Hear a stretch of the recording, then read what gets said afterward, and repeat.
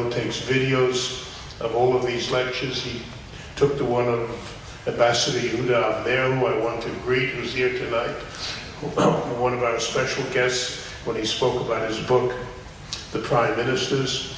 The videos are available at the office. All we ask you to do is to make a contribution to the dinners for the lone soldiers. The following week, a number of books that have received a lot of attention in the Jewish community. One was a finalist in the Jewish Book Award. Her book will be available tonight. It's a marvelous book, In the Narrow Places. It deals with the 3 weeks, which are coming up very soon. A critical period in Jewish life leading up to Tisha B'Av, the destruction of both the first and the second temple, and a time for contemplation and modification of one's life. The thoughts in it are beautiful. The book will be sold tonight at a discount following the speaker's talk. She'll be happy to sign the book and autograph it for you. It's a book that should be on every Jewish home bookshelf. The speaker has asked that I do her a special favor and not make an extended introduction. She asked me that I shouldn't tell you that she graduated Yeshiva University, Harvard, the London School of something or other, and a whole bunch of other places. That I shouldn't tell you about all the books she's written and how well they've been received. She also asked me not to tell you about the prizes she's won. And I think because you'll come to the conclusion yourself when you hear her talk. She's agreed to do a Q&A, questions and answers, at the end of the program, so I need to make that one comment. Our speaker tonight is Dr. Erica Brown. No other speakers. If you have a question, state the question clearly, concisely, no lectures. A microphone will be brought around so that you can talk into the microphone and she will respond. But if you start lecturing, I'll have to cut you off. So please observe that ritual. It's with great pleasure, because I've been looking forward to this for well over a year, to get her here from Washington, D.C., and from, what's the other place near Washington? Baltimore. Silver Springs. And we have the pleasure of listening tonight to Dr. Erica Brown.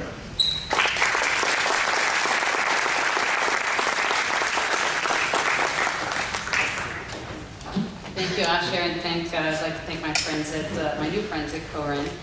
I also want to acknowledge how lovely it is to be here in Jerusalem and to be in the presence of so many beloved friends, my mother, my in-laws, and other relatives. So thanks for coming to my bat mitzvah. Actually, 23 years ago, 1 month from today, I was married in this hall, so it's also kind of special to be here. But unfortunately, we're going to talk about a topic that is a difficult subject, a controversial subject, and something that we really need to be spending a little more time talking about at our Shabbat tables and our Batei Midrash, and that is the topic of Jewish leadership. And what does it mean to speak about Jewish leadership in crisis? So what I want to start off with is actually a little bit on the Parsha. This week, we'll read Parshat Bamidbar. And there's always that lovely emotional feeling that you have when you finish a Sefer, Vayikra, and we say Chazak, Chazak, V'nit Chazek, and we're all kind of in that moment together, celebrating the accomplishment of finishing a book of Chumash.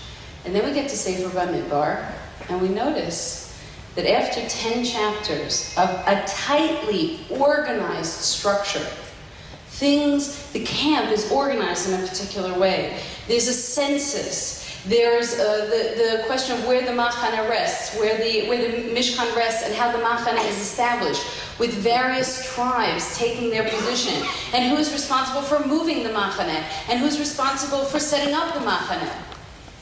And Digalim, it's all like setting up a summer camp, right? All the ingredients of setting up life in a strange place. And then something happens. Bible scholars, divide this Sefer into 3 divisions. Generally, the divisions go as follows: 1 to 10, then chapters 11 to 25, then 26 to 36. So you can pay attention to this in Shul, the Shabbat. What happens between 10 and 11? In chapter 11, just talked about the highly organized structure of this Sefer, and then we get to chapter Yud Aleph, 11, and everything falls apart. The people begin to complain. God sends a fire on the encampment. Then the people complain that they don't have meat. But they don't actually complain that they don't have meat. If you read the text carefully, it says, Mi yachilenu basar. Who will give us meat? What kind of leader can really deliver what we want right now? Moshe is so distraught by this. He goes from family to family. He hears them each crying, each one in his ohel. And Moshe says, they want me to be an omein, a nursing father to them. The political theorist Aaron Vildovsky wrote a book, Moses the Nursing Father. The whole idea of him saying, they don't want meat. Do you know what they actually want? They want milk. They want me to be a total parent to them. They want to be totally dependent, and I cannot deliver. And Moshe has his, to use kind of a metaphor from Styron, he slips into darkness in the sense that he says, for the first and only time, God, take my life. Take my life. I can't do this job. Now, I know a lot of people in leadership positions, they don't quite say that, but it's not too far. And the Perek actually reminds us of the culture of leadership. So I want to begin with a question for you, and we'll try to answer it as our time together evolves. What happens between chapter 10, 1 and 10, where everything is neatly structured, and then we get to 11, and everything starts falling apart? What happens? This is actually just in my son's yeshiva Malay Buldoa, and I was giving a shiur, and I was talking to them about this very thing. And one of them pointed out something interesting. I said, they go out, a mahalach shloshe yamim. They go out 3 days into the desert. And what do they realize 3 days into the desert? That all the leadership structures that they've created to be successful, not all of them are going to work. We take a leadership position professionally or in a volunteer capacity. We set up a board. We set up ideas. We have a strategic plan. And then life starts. And guess what? Life does not work like the writing of a strategic plan. It's simply not like that. We enter the midbar. We enter the wilderness. And the wilderness is uncharted territory by its very definition. And that means that no matter how well we prepare, we can never be sufficiently prepared. So they go 3 days into the journey, and they begin to complain. Now this, by the way, echoes something that we experience in Shemot Tetvav. They enter the desert 3 days right after the water has split, and they begin to complain. So you can say, oh, what complainers? They're just saved by water, they complain about water. But I don't know how you would feel 3 days into the desert about your leadership if you felt that you lost your way, if you felt that you didn't have the provision that you needed. So it's interesting, and I think it comes out actually in two words. When we set up the camp, we care about the center of the camp. What is the center of the camp? It's the center. You don't think I'm doing all the work, do you? The center of the camp is the Mishkan, right? The Mishkan is the center of the camp, and everything's around the camp. Where does the complaining begin? If you look in Yud Aleph, it says, "B'ktzei hamachaneh," in the margins of the camp, the periphery of the camp. You know, it's so great when you're in the center and everything is working and you are the center of attention and you understand how everything works because you're an insider. But guess what? Not everyone has those feelings. There are people who are on the outside of the camp who want something from their leaders and their leaders don't deliver, and they begin to complain, and it starts to impact on the center. So what I want to understand this evening is the culture of leadership that happens, that we're in right now, that impacts our leadership. And I'm going to point to 3 specific areas where I think that our leadership needs help. But constantly thinking about this within the framework of the Merkaz and the Ktsei. What does it mean to be in the center? What does it mean to be on the periphery? Because sometimes the people in the center don't actually see what's really going on. And sometimes the people on the Ktsei, on the extremities of the camp, on the Shulayim, on the peripheria, as they say in Hebrew, don't really understand what it takes to lead. And things fall apart. We organize, and then we confront nature. And I say that because I've done a lot of work in landscape architecture and studies on the impact of outside spaces on internal problems. And there's a lot of writing on this. I'm happy to direct you William Conan's book and others, that we tend to think of nature as something that we can manage. And so you'll go to a safari park, and everything there is created for you. I've been to Kenya, and in Kenya, believe it or not, they do script where the animals go and where the jeeps go to see the animals, and you think you're in the wild, but guess what? You don't know anything about wilderness. Werner Herzog, the filmmaker, made a film. I want to recommend it, and I don't want to recommend it, so just if you're watching it, don't eat lunch. Werner Herzog made a film called Grizzly Man. What happens in Grizzly Man? Young man, this is not a fiction, this is true. Young man drops out of school. He's a failed actor in California. He's a blonde. I don't know if that's significant. I felt I needed to tell you that. And he decides that he's going to Alaska, and he's going to work with a group of bears in Alaska. And he's going to train these bears, like he's almost like he's running his own nature show. And he goes for 13 summers to Alaska, and he takes 1,000 hours of footage of him relating to nature. And one summer, his 13th summer, he and his girlfriend get eaten by the bears, which unfortunately was also captured on film, but he's not in the movie. Why do I say that? Because it typifies what Herzog tries to do, is look at the naivete of a person who thinks that he has power over nature. And what happens to B'nai Israel? We organize ourselves and we enter chaos, and everything about nature is pushing against us. So if you read the novelist Amitav Ghosh, wrote a wonderful book, The Glass Palace, about rubber tree forests in Burma that the English were planting.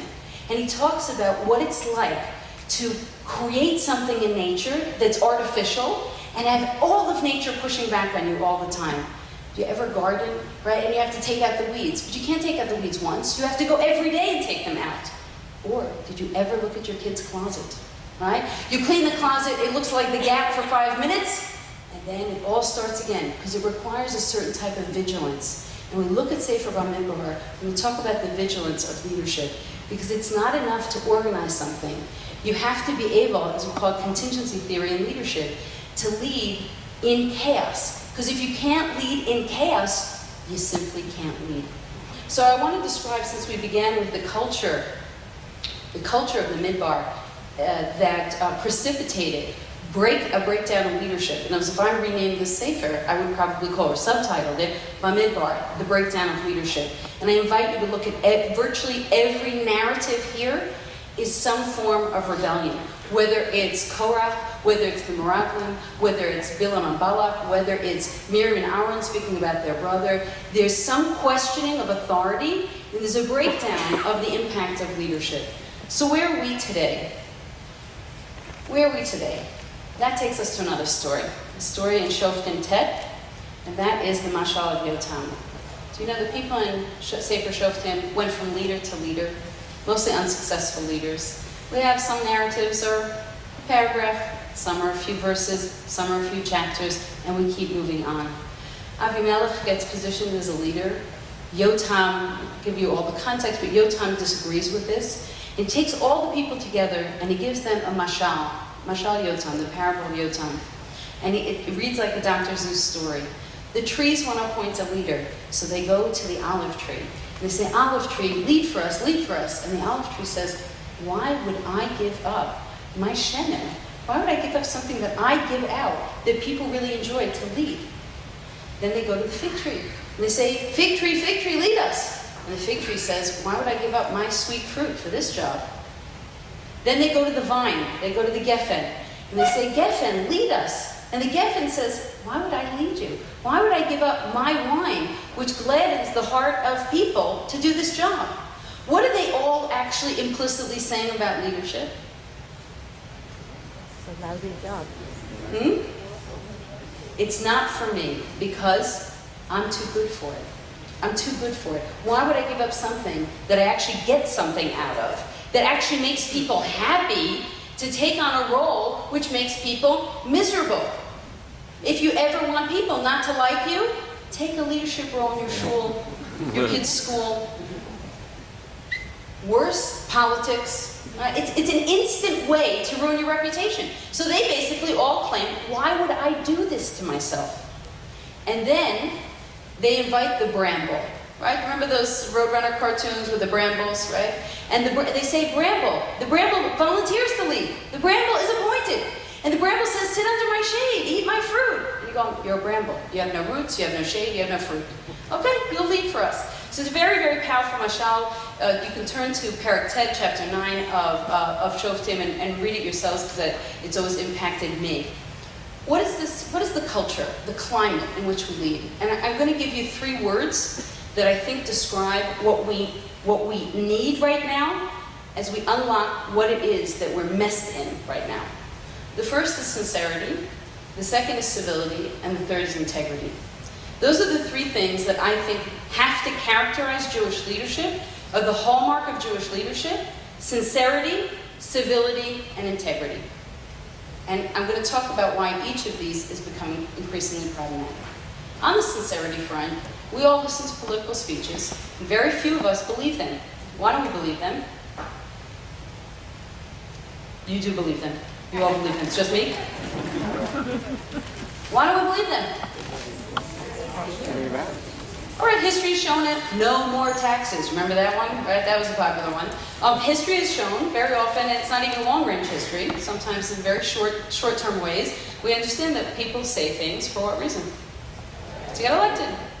That didn't take much. It was a very responsible audience, right? To get elected. People say things because they want a position, and then when they're in position, they actually, for whatever reason, and we'll talk about how hard we make it to lead, they become stuck, and they're unable, or they lose the drive, or they lose the ambition, or they simply are in position already, and then it doesn't matter.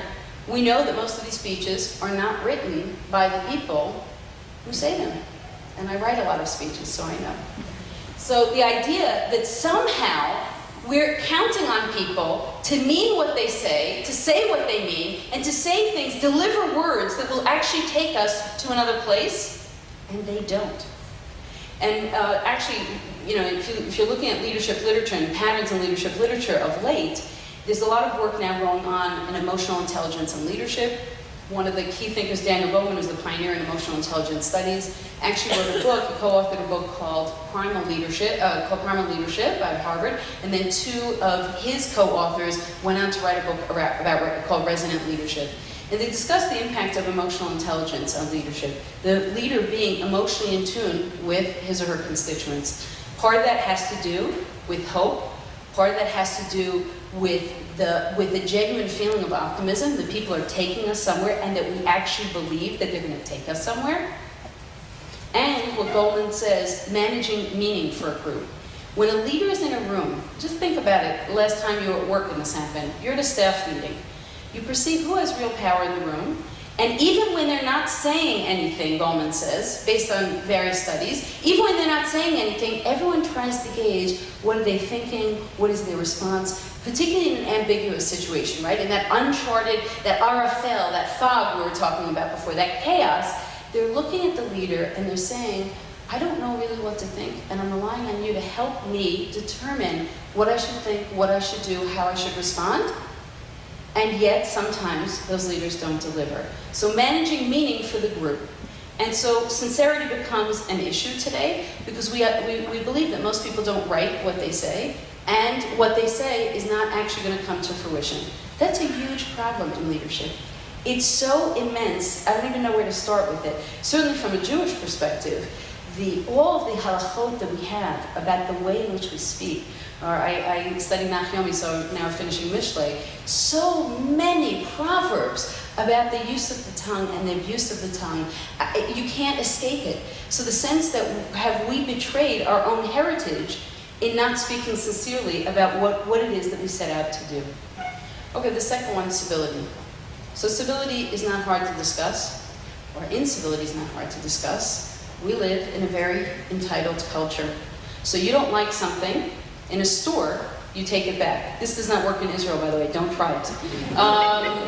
But in other places, you don't like something, you take it back. Well, guess what? Now people start doing that in Jewish organizations. They say, I don't like the class that my child is in. If you don't change that class, I'm taking my child out of this school. That's hijacking. That's not a civil conversation. That's saying, I need you to do it my way, and if you don't do it my way, then there are going to be consequences for your organization. Now, many organizations bend over backwards, particularly those in fundraising, which is basically everybody. They care about what donors think. And so a donor wants something, and we jump and we say, okay, we can make this happen for you. I've worked for 15 years for the Federation, and it's a philanthropic-based organization where we rely on donor support. No one wants to alienate a donor. But does that give a donor, a funder, a participant, a member, the right to speak to you in an uncivil way? It does not. And politics is filled with this now. So filled with it that people cannot listen to a political opinion that is not their own in a respectful fashion. They listen to talk radio, they read newspapers, they watch television channels that support their views, so that technically they don't ever have to hear something that doesn't agree with their opinion.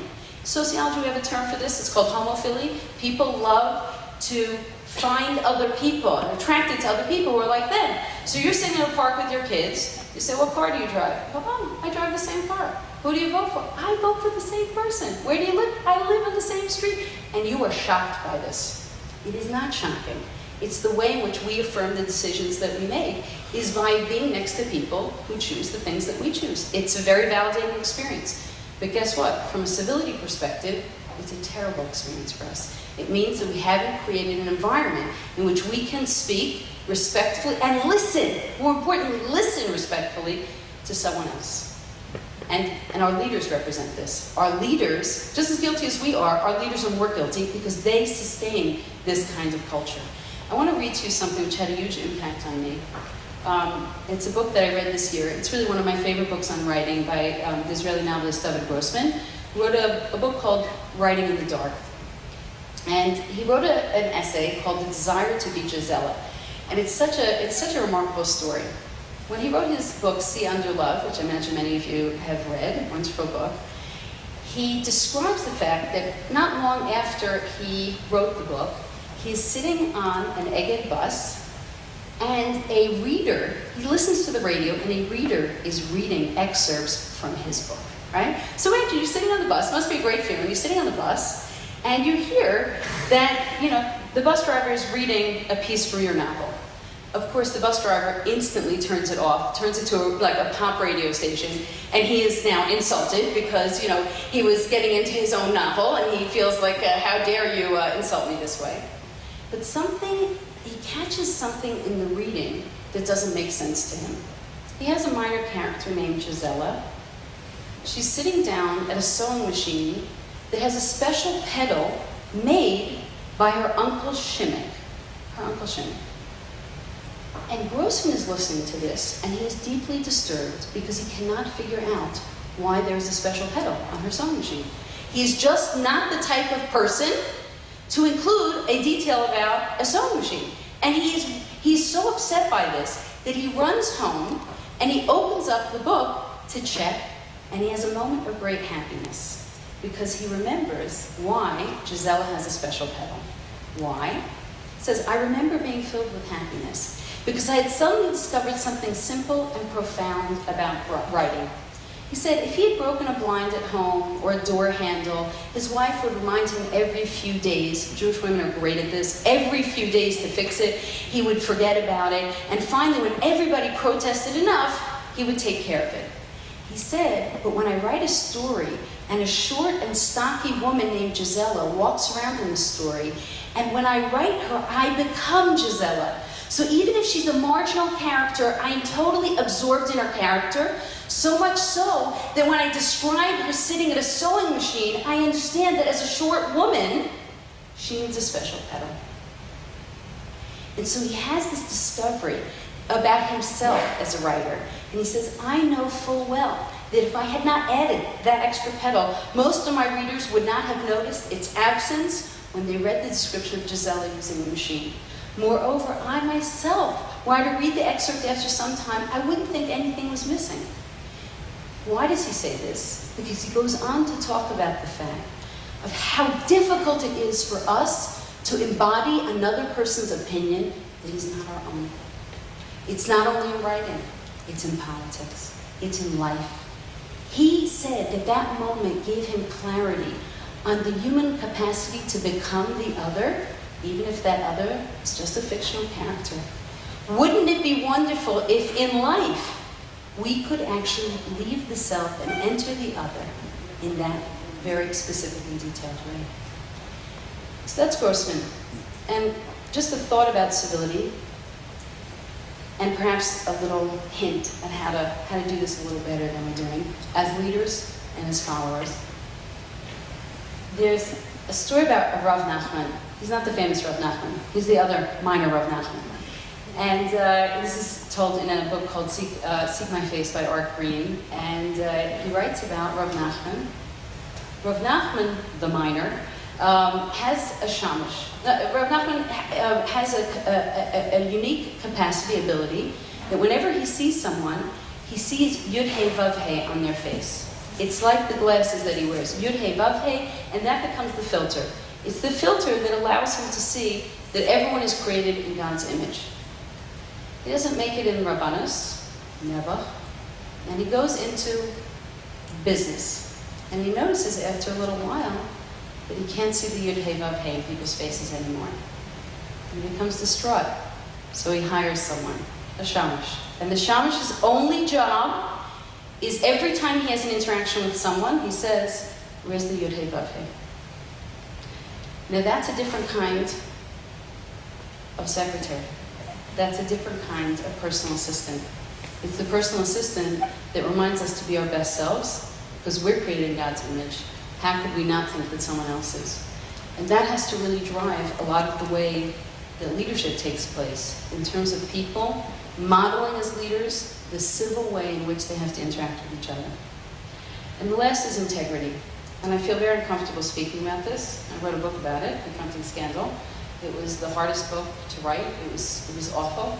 It was awful to write about the former president and prime minister of Israel, convicted of crimes. It was awful to write about, I wasn't profiling individuals, but mentioning individuals that have taken us morally to a place that many of us never thought we would go. And to explain the full disgust with the level of scandal in the community and in our leadership, I want to just turn to the very nice poster behind us. One people, one Israel, one Jerusalem Great Synagogue. Now, what's the overriding word here? One. What is the appeal of this? What is the appeal of it? Unity. What else? What else is the appeal of this? Responsibility. Responsibility one to the other. See, everybody who knows me feels responsible to answer my questions. So, we want to feel unity. We want to feel responsible for each other. What else? What? We help each other. Yes, someone in the back. We're unique. There's something one. There's something yachid, something different about us that distinguishes us. We're part of that oneness. There's a great appeal to the sense of membership and belonging, which isn't hard to understand if you're a minority people who've been persecuted through history. You want to feel that you are together, that you are one. Now, how is this best embodied? The Jewish nod. You know, I know this doesn't happen as much in Israel. If you go outside of Israel, you're in a supermarket line, and someone is wearing a Magen David.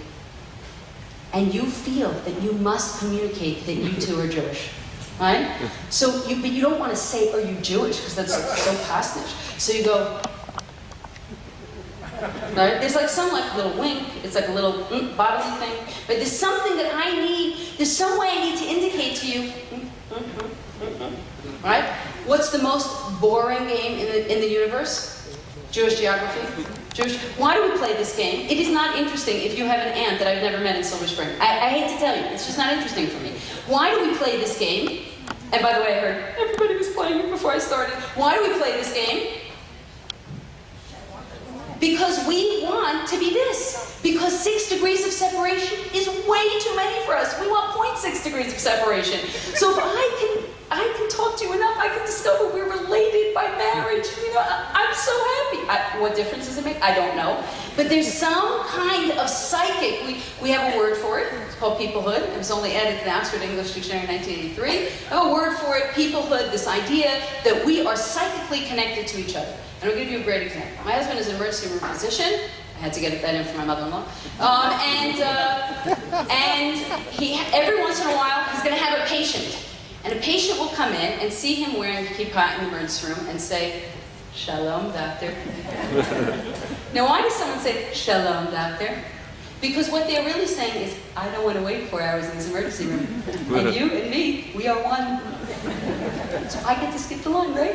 Because we think that being Jewish and being connected to someone else means that we're part of the psychic community, we're family, and if we're family, we privilege our family members. We treat them differently. Now it can be good, and it also can be horrible. And I'll tell you how it's horrible. If you feel proud that so many Nobel Prize winners are Jewish, or you feel proud because Jews win something in a Eurovision or the Olympics, then when you hear about Bernie Madoff, or you hear about Moshe Katsav, or you hear about Jack Abramoff, and the list goes on, you also realize they're also a member of my family. I might not be proud of everybody in my family, I might not be comfortable with everyone in my family, but they're part of my family. So if you think that we can ignore the issue of integrity in leadership, we can't, because this is our family. And when it comes to the reputation of the Jewish people, we're all stakeholders. I have to remember that we're all stakeholders. So I want to just talk a little bit about this. In working on the book on scandal, I thought a lot about the trajectory of power. How is it that someone, an Elliot Spitzer or Bernie Madoff, any of the characters that we just mentioned, I'm sure that not one of them began their finance career or their career in politics thinking it would end the way that it ended. I don't think for 1 minute Moshe Katsav thought he'd be where he is today. What happens? Well, we have indications of what happens in our stories, in our biblical stories, in our narratives. We have an indication of what happens in the trajectory of power. And I want to give you what I think is the best example of this. The best example I know is in Malachim. It's in Malachim Aleph, Parak Kaf Aleph. And in Malachim Aleph, Kaf Aleph, you're welcome to look if you'd like to. We have the story of Achav. Now Achav wants a kerem. He wants a vineyard of Navot. Navot lives near him. Navot's kerem is near his palace. And he says he wants it. And I said, I'll give you the money for it, or I will give you an even better kerem, an even better vineyard for it. And Navot says no. And remember why he says no? It's a Yerusha. It's my father's. In other words, this is Nachalat Avot. I'm not giving up the Yerusha of my father. This belongs to my family. So Achav goes home and he has what we call the royal temper tantrum. He doesn't sleep. He turns his face away from the bed. He doesn't eat. And Izebel walks in. That's why you're so upset. He says, Achav says, I offered Navot money for this vineyard. Or I offered him a better vineyard. Of course, he doesn't say the reason that Navot refused. He said he wouldn't give it to me. And what does she say to him? Do you not govern the kingdom of Israel? What is she saying when she says that? If you want something, you can take it. You don't have to wait. If you want it, you can have it. And she says, I'll get it for you. And what does she do? She has false witnesses, Edei Sheker, testify that Navot blasphemed God, blasphemed the king, and nothing could be further from the truth, has him stoned in the public square, and says to him, here's your vineyard. Now he has a choice at that point. What could he have said? Izebel, I read about you a few chapters ago, and I know that you are up to no good. And where did this vineyard come from, and what has happened? That's not what he does. He takes the vineyard. And then Eliyahu Hanavi comes and he has a few choice words for him. The point is that there are two enablers in this story, Achav and Izebel. Achav enables her by not calling her on her behavior. And Izebel enables him by telling him, if you have power, just do whatever you want. You can take the vineyard. It's yours for the taking. Of course, Shmuel warned us about power in chapter Chet, right? And he warned us early on, before we had a king. You know when you have a king, and he's going to have power, k'chol hagoyim, to be like everybody, and he's going to take your daughters to be embroiderers and perfumers, and he's going to take your sons, he's going to take your land, he's going to take your things. And you're going to come crying to me because of the power that he yields.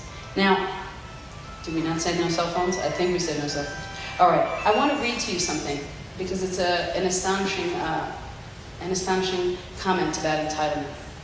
I'm going to read to you a text of an apology, and let's see if you know who said this apology. I stopped living by the core values that I was taught to believe in. I knew my actions were wrong, but I convinced myself that normal rules didn't apply. I never thought about who I was hurting. Instead, I thought only about myself. I ran straight through the boundaries that a married couple should live by. I thought I could get away with whatever I wanted to. I felt I'd worked hard my entire life and deserved to enjoy all the temptations around me. I felt I was entitled. No, it was not Phil Plain. Look, any number of people could have said this. Let's face it. Tiger Woods. Tiger Woods. This is Tiger Woods. Tiger Woods' apology. And if any of you actually watched it, and you can watch it, the text actually is quite compelling. The way that he delivered it really was removed of the emotional intelligence that we talked about. But what is he saying here when he's describing that trajectory to power? As I became more famous, as everybody around me said, whatever you want, Tiger. Yes, Tiger. You know how old he was, by the way, when he had his first golf club? 7 months old. 7 months old. By the time he was 19 and his first world championship, he had been on a professional golf course for 17 years. And you're going to blow that? And he did. Because he says, as I was becoming more powerful, no one stopped me. And that's the role of the enabler, and that's the relationship of the follower and the leader. One of the things that Daniel Goleman talks about that makes leadership, that creates a crisis in leadership, is when leaders don't get feedback. And what he says is, the higher you rise, the more feedback you need, the less feedback you get. Why don't we give people in senior positions feedback? Because you're in on it, you're attached to that star. Why else? You don't want to be fired. Thank you. You don't want to be fired.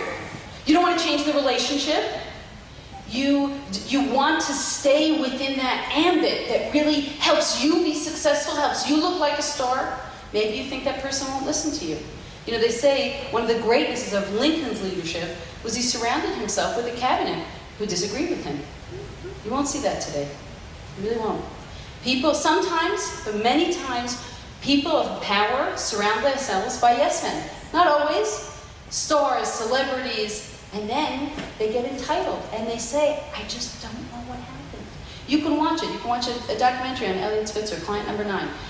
It's an excellent documentary on his fall from grace. I don't know how this happened to me, because where they are in the moment makes no sense given where they started, but makes perfect sense if you watch that arc of leadership where they get to a certain point and they start believing their own PR and they let go of every value that was important to them. This isn't only leaders, this is us. This is us. You know, they have a great cartoon in the New Yorker. It's a kid who comes in carrying a trophy that's bigger than himself and says, look, Dad, we lost. That's us. We tell ourselves we're wonderful. We tell our kids they're wonderful. It's like, the world's not such a great place, but you are wonderful. You can do anything you want. You can be anything you want. Well, that was true. And let me tell you, this millennial population is entering the workplace. There's a lot of research on that, and a lot of books on the millennial population in the workplace, because you can't make a champagne breakfast every day and give a gold sticker to someone who's 25. Someone who feels entitled. I need to feel great about what I do. I need to be promoted. The fact that someone else has been here for 5 or 10 years doesn't make a difference. I want to see myself in that position. And we create the situation that Izebel right there very honestly says, do you not govern Israel? You can do whatever you want. What did Mel Brooks say? It's good to be the king. Right? If you're the king, you can have anything you want. But the fact is, you can have anything you want. Perception is that you can have anything you want. without thinking that you're going to have an impact, a huge moral impact on the fiber of the society in which you lead. And that's where we are now. And that's not to say that there aren't some wonderful, very committed, dedicated leaders. We go back to the Mashal of Yotam, and we go back to the statements in Bamidbar. It is very, very hard to lead in chaos, to lead when change is the only stable factor in a life. And now you say, who goes into leadership roles? The good people say, I don't want to give up my fruit. I don't want to give up my wine. I don't want to give up my oil. I don't want to be someone that no one likes. And then who takes leadership positions? People who do not embody sincerity, civility, and integrity. I just want to close with one thought, and then I'll open up for questions. So in Sefer Devarim, when Moshe dies, and remember the two things that Moshe retains when he dies? There's two things that he goes, it's almost as if he goes as a living being. Okay. It says, Moshe ben Me'ah v'esrim shana v'moto, he was 120 years when he died. And it says, Lo kato eno v'lo nas lecho. His vision was undimmed and his strength was unabated. If you look carefully in Tanakh, good leadership begins with 20/20 vision. And you'll see Moshe, if you look at the early narratives of Moshe, he's constantly looking at things that other people don't want to look at. They don't want to look at injustice between a taskmaster and a slave. They don't want to look at the fighting that goes on between two slaves. They don't want to look at a burning bush. God looks at Moshe looking at the bush and says, it's you. You looked. You have the capacity for wonder. You're not afraid to look at something you don't understand and try to understand it. Moshe had vision. And he had strength. Lo nas kochov. His strength was unabated. And I actually think that this is a Yerusha, that what he left us, even as he left this world, was he left us with the qualities that define good leadership. Vision and strength. And we'll end there. Thank you.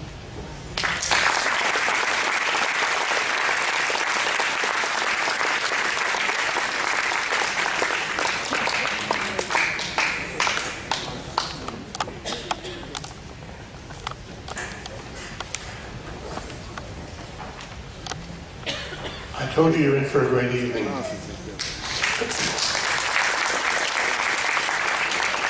Dr. Brown also solved the question that I've been thinking about. How did I become chairman of the board of the Great Synagogue? And then on her website, I found a great line. When trouble arises and things look bad, there's always one individual who perceives a solution and is willing to take command. Very often, that person is crazy. And if I forget that, my wife reminds me. We'll take questions. Back there.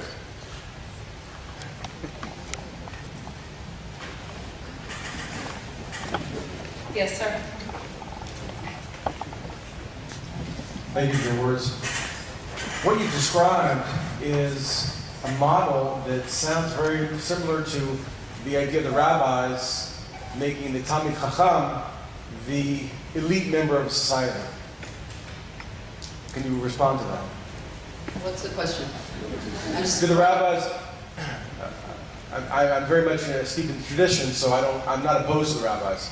But it seems like the rabbis, who were very critical of the Kohanim for giving themselves an elevated status, have also built into the idea of serious lamdanut of Judaism, also as putting themselves up on the pedestal. That is, that they defined, and so we as their give this incredible kavod that, apparently what you said tonight, would allow the rabbis to start to believe that about themselves. Right. Okay, so that's a big question, is, perception of self within the rabbinic community and how that impacts on leadership, and what happens if there's kind of an infallibility doctrine, right? You can do no wrong.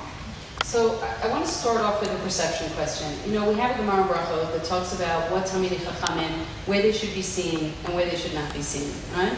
And what kind of clothing they should wear and what kind of clothing they shouldn't wear. So you could say, well, that was a question of kind of the egoistic self, or you can say they had an understanding that when you're a leader, You're watched by everybody, and you have to be careful about who you socialize with and what you say, and the way in which you say it, and the way in which you dress, because all those things make a difference. And I think from a perception standpoint, that's called role modeling, right? And I think that's very important, and they had a consciousness about that 2,000 years ago. In terms of the doctrine of infallibility, only the Catholic Church has that. And actually, I have to tell you, when I was writing my book on scandal, I was struggling with the title, and I figured, oh, there's got to be so many titles in the Catholic Church on abuse. So I will take one and Judaize it, right? This was my, and I looked and I looked and I looked. Thousands of books on Amazon, and I couldn't find a one. How could it not be that someone was writing about scandal in the Catholic Church? How could you not write about it? So actually, I did find one this year, unfortunately, after the book was published, called Supreme Authority. And what the author does is try to analyze the mechanisms in the church that allow leaders in positions of authority to not take into account what the laity thinks, what the laity needs, and also to create that distance, that merchak, that allows the kind of crimes and the need to protect people. I have to say, having written and participated in various settings where rabbis are involved in scandal, thank God it's not anywhere near the same degree. So we have to make that distinction because it's important. The fact is that rabbis also believe their PR, that unfortunately Talmidim don't often say, give criticism for all kinds of understandable reasons, but then you have a responsibility to create a feedback loop. And unfortunately, I'll hear people say, well, we can't talk about this scandal, we can't be transparent about it because it will hurt the rabbinate. This isn't about hurting the rabbinate. It's about hurting the reputation of the Jewish people. It's about hurting individual Jews who become victims of scandal. So I think that your question is very, very fair and nuanced, and I don't think it's easy. I think actually it's the responsibility of the rabbi to create the feedback loop to make sure that he understands that he answers to people. I have to tell you my work. I work largely outside of the Orthodox community, and I work with a number of synagogues. And it's interesting that outside of the Orthodox community, most rabbis have annual performance reviews, just like everybody else. Just like everybody else. And if you say in an Orthodox synagogue to a board, would you think about doing an annual performance review? If you're a rabbi, just as a healthy way if you're a rabbi to get regular annual feedback, oh, a rabbi would never allow that.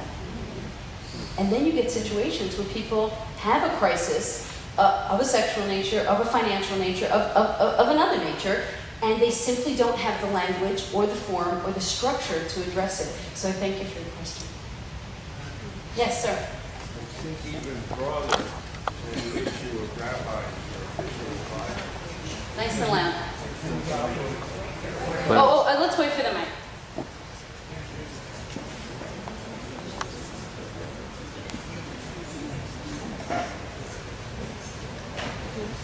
The way that God made the world, it seems that most people naturally put on their parents as God, because they're the ones who take care of all their problems, and they have to trust them.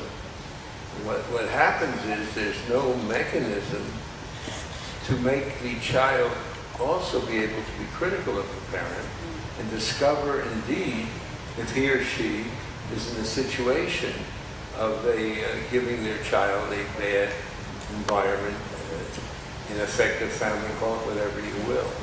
So how would you deal with that basic human problem? Well, again, we grew up and we're raised in hierarchical situations, and the family is one of them. Hopefully adult children have a degree of openness with parents that's different.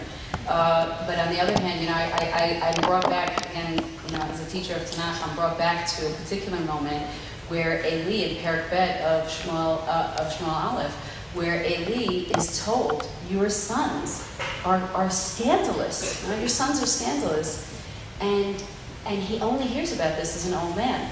And you wonder to yourself, where were you all of those years? How did you not give the proper hadracha? Because your sons weren't only sons, they were assuming leadership positions in the Jewish community. Now actually, when you look at Tanakh, what you see is that we have multiple models of leadership. We have the Navi, we have the prophet, we have the Melech, we have the priest.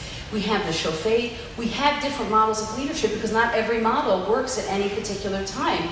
And because God continuously, through the avenue, through the mechanism of the prophet, says this model of leadership is corrupt. We have to change now. So that's actually another interesting point about leadership. And I say that because I want to tie it in a little bit to the book In the Narrow Places. Because I actually, in writing, what the book is an essay for every day of the 3 weeks on Tanakh. And it really came out of my own need, writing them, because for me, the 3 weeks should be a very thoughtful time, a time of spiritual growth, a time to think about memory and loss and destruction. But it wasn't really. It was, should I turn on the radio? Shouldn't I? Oh, I wish I could go to this movie, but I can't. It was about the restrictions. It wasn't about the spiritual process that we should undergo in thinking about what a korban is. And so in the process, I felt so well acquainted with certain Nevi'im, Yeshayahu and Yirmiyahu in particular. And I really felt, A.J. Heschel has a wonderful introduction to his book, The Prophets, called What Manner of Man is the Prophet. He says the Navi is someone who is lopsided. His eyes, they're so big because they see things other people don't want to see. He has ears that are so big because they're attuned to things that other people don't want to hear. And I felt that in writing the book and working on it, I want to say something also that probably came out of the experience of speaking about speaking about scandal this past year very uncomfortably, is that I included a little kavanah in each essay because I felt that people need life homework. It's not enough to read something. You read something and you say, how am I going to be a different person as a result of learning this? So that's the kind of spiritual exercise. I call it life homework. I think a lot about it. That we need to move not from text, but from text to life. That's what it means to be an observant Jew. That's what it means to live a Jewishly enriched life of values, is to say, these aren't only texts. This is a manual, a moral manual for my life. And so we need to make that transition. I thought the 3 weeks is a good time to do that. All right, another question. Yes? Yeah, I've heard it said that we get the leaders that we deserve, which doesn't really make one feel that, confident. And it's a two-pronged question, okay? So basically, what I'm thinking is that not only do we get the leaders that we deserve, but the leaders at the top, I'm not being political, are really what's going to preempt the Mashiach coming or not. So we all need to be a beacon to another Jew, can you answer? Do you understand what I'm trying to ask you?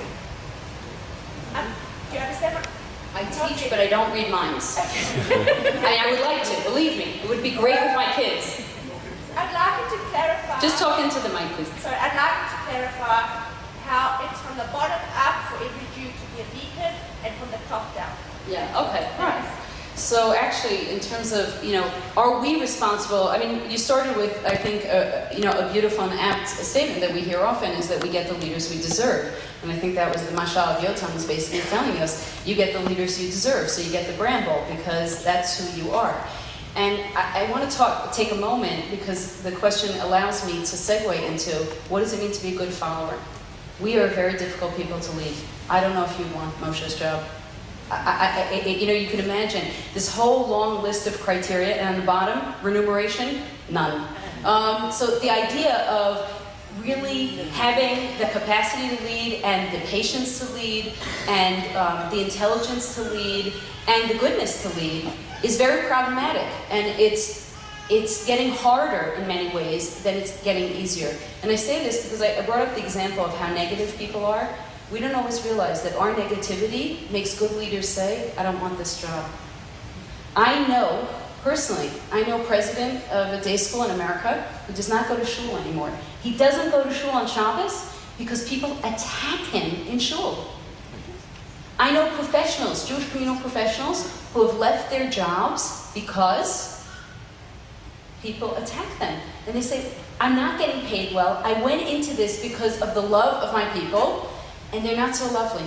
They're not so lovely right now. So my first book I wrote on leadership, I realized in teaching years and years of people who in leadership positions that this issue of negativity was so prominent that although I didn't include it in the curriculum, we couldn't not talk about it.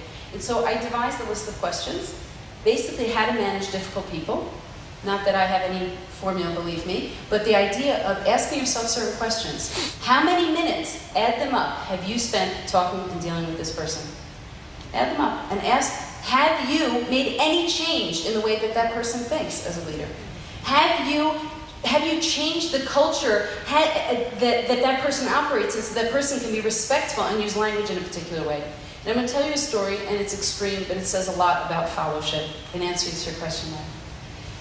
I was teaching a group of Jewish communal professionals in DC. We have a course, and we've had about 500 people go through the course in leadership. And we do lay leaders, and we do volunteer leaders, and we do professionals.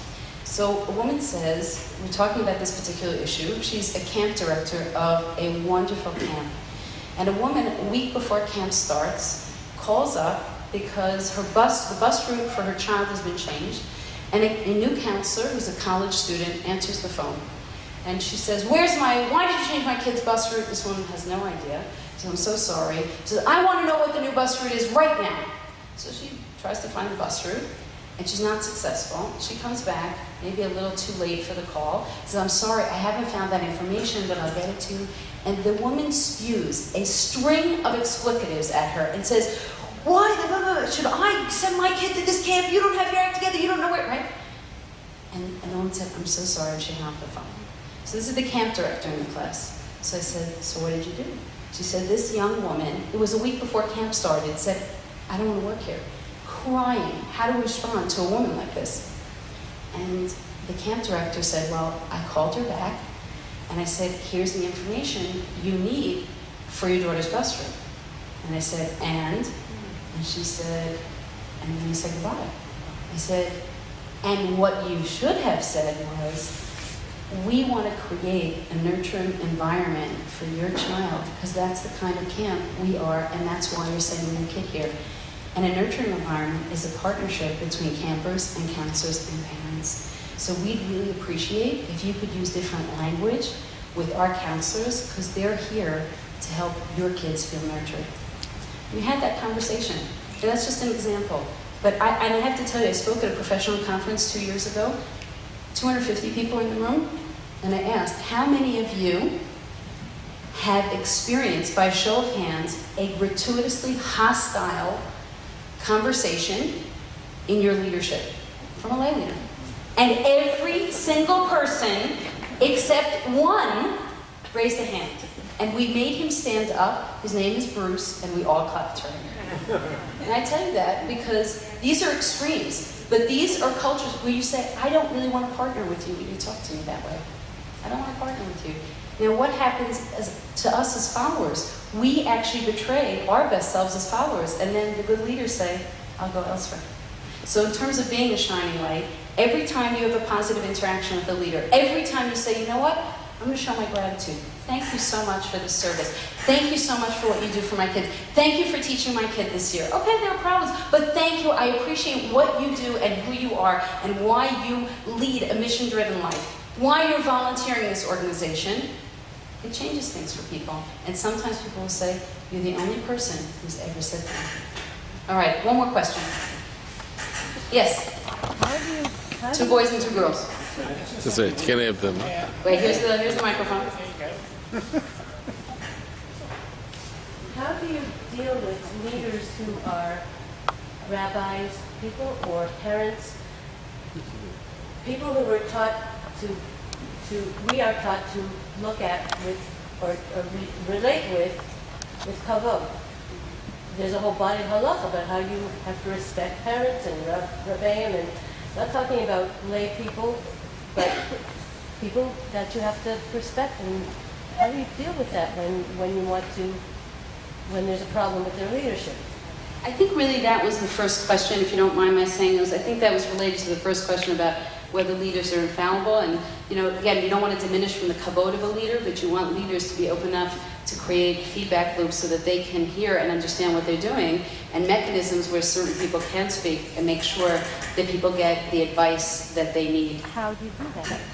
Well, again, that's a technical question, as we could sit and talk about how you set up those frameworks. Part of it, by the way, is that institutions also have to have ethical guidance structures. If you had in your institution a major ethical crisis, would your institution have the mechanisms to handle it? Virtually every denomination in Judaism now in the United States, and you can look online and get this, have structures that are there that you can look at for practical advice about how to help create those kinds of frameworks. The New York Times, in doing a review on Dr. Brown, said she is one of the leading Jewish thinkers in America today. She confirmed that by her presentation tonight. Her book, Our Places, which is a marvelous book and so appropriate for this time of the year, is available to be bought right to my left. Erica will be happy to autograph the book for you. Thank you for coming. Erica, thank you for schlepping here from Silver Springs. The Seattle on the way. Remember to turn on your telephones. And see you at the next event. Lila Be careful going home.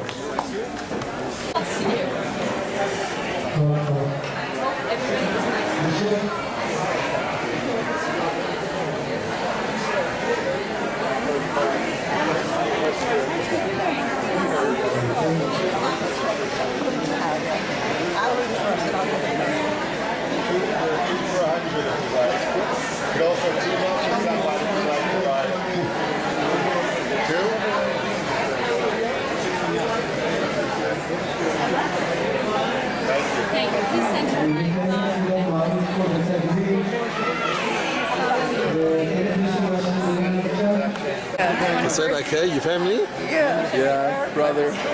Oh, really? She was great. Glassman, I come to the clinic. Oh, that's right, that's right. Dr. Burton is working on me now. That's right, you should quit. How are you related? My daughter. It's your daughter? Daughter? Sister. Mazal. It's really nice. Oh, okay.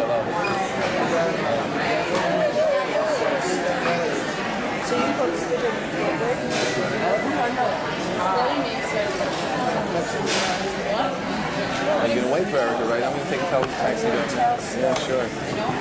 So, I must get you a copy. Do you have a, how do I get you a copy? Do you have Come anyway. Okay. Monday I won't be there, but I'll try to leave a copy. You did work on me, Dr. Glass. That's right, that's right. Dr. Glassman from the clinic. Dental. Dental. Dental.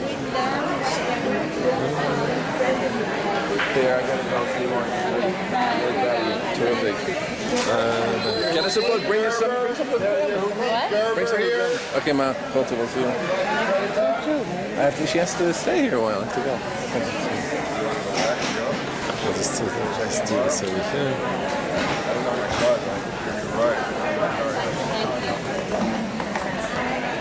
Get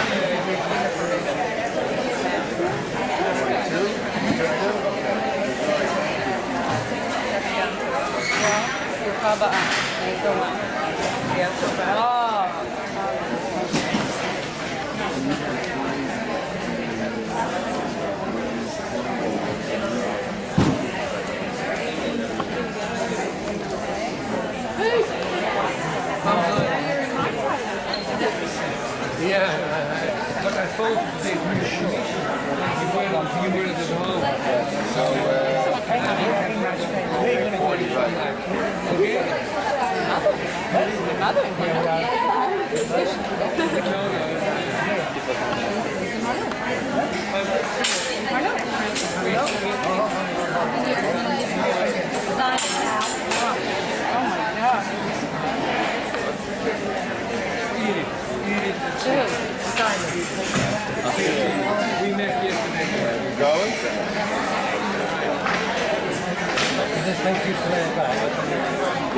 Yes. 20 cents. There you go. Married. Matthew left.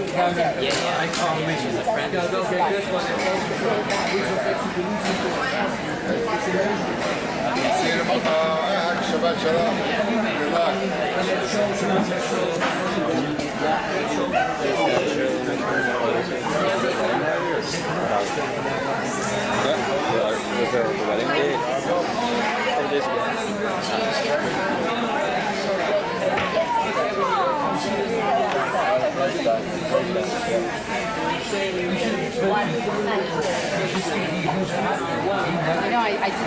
I love him. Thank you. Very nice. I'm at now. Okay, Bye. so Thanks for running. Hi.